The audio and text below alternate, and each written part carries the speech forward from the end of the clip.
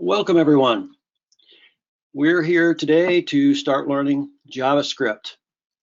My name is Dave Anderson. Myself and Lino Schildenfeld will moderate today.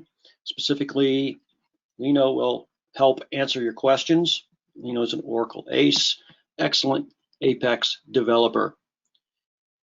Today's presenter is certified Oracle expert Tyson Jouglet. And I'd like to pass it over to Tyson now. Hey, welcome everyone. So as a little title said there, we're here to discover JavaScript, and those a little extra observant might notice the giant part 1.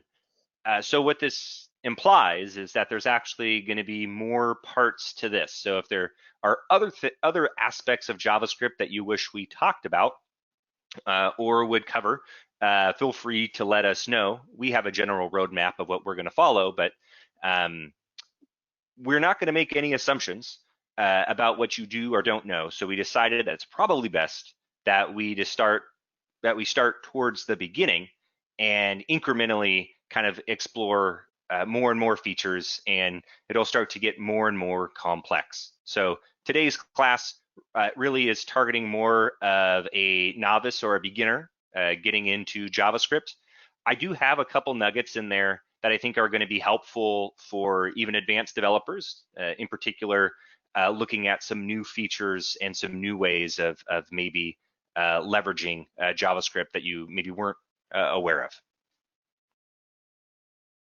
Who am I, and why should you trust anything that I have to say? My name is Tyson Jouglet. I've been an Apex developer for more than 12 years now, and I'm an instructor and a consultant for SkillBuilders. And this instruction part, or in training, are hands down my favorite part of my job. So thank you everyone for being here today and allowing me to do this.